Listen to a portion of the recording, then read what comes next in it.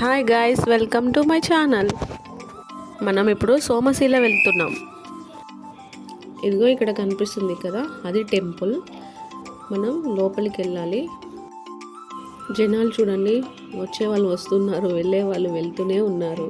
కృష్ణా నది చూడండి ఎంత బాగా ప్రవహిస్తుందో, ఆ రెండు కొండల మధ్య ఎంత బాగుందో కదా. మనం ఇప్పుడు కొండల మధ్యలోకి వెళ్దాం.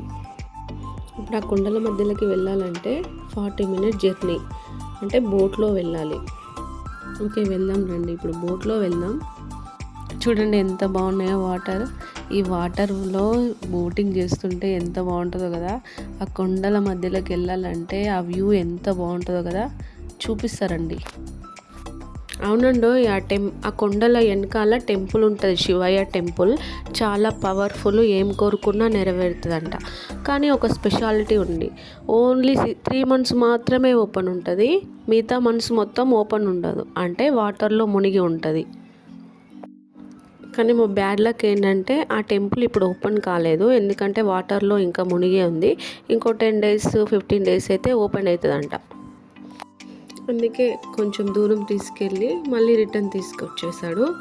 కాకపోతే ఆ టెంపుల్ దగ్గరికి వెళ్ళాలంటే ఛార్జ్ మనకి 400, మామూలుగా వెళ్ళాలంటే 200 అలా తీసుకుంటాడు. కానీ ఇప్పుడు టెంపుల్ ఓపెన్ లేదు కదా, ఆ టెంపుల్ దగ్గర దాకా కూడా తీసుకెళ్ళలేదు, సగం దూరం తీసుకెళ్ళాడు, మళ్ళీ తీసుకొచ్చేసాడు. మీరు ఈ ప్లేస్కి వెళ్ళాలంటే కామెంట్ బాక్స్లో కామెంట్ చేయండి, ఎలా వెళ్ళాలి ఏంటి అని రిప్లై చేస్తాను. కానీ ఈ ప్లేస్ మాత్రం చాలా బాగుంది. చూడండి ఎంత బాగుందో. చూడండి, మనం ఆల్మోస్ట్ కొండల మధ్యకి వచ్చేసినాం. చూడండి ఎంత బాగుందో ప్లేస్. ఇంకా టెంపుల్ కొంచెం దూరంలో ఉంది, కానీ తీసుకెళ్ళట్లేదు. అక్కడ చూస్తున్నారు కదా, చిన్నగా కనిపిస్తుంది, జూమ్ చేసి చూస్తే కనిపిస్తుంది. అక్కడ తీసుకెళ్ళమంటే తీసుకెళ్ళట్లేదు, పర్మిషన్ లేదన్నారు. ఇంకా వెనక్కి తిప్పేశాడు బోటు. ఫుల్ వీడియో కావాలి అంటే కామెంట్ చేయండి, క్లియర్గా కావాలి అంటే. అలాగే మా ఛానల్ని సబ్స్క్రైబ్ చేసుకోండి, లైక్ చేయండి, షేర్ చేయండి. ఇంత దూరం వచ్చాక కూడా టెంపుల్ చూడకుండా వెళ్తున్నామని చాలా బాధేసింది, కానీ ఏం చేద్దాం. చూడండి ఎంత బాగుందో కదా, వ్యూ మాత్రం అదిరింది కదా, చాలా బాగుంది. మైండ్ ప్రశాంతంగా అనిపిస్తుంది ఇలాంటి ప్లేస్లోకి వస్తే.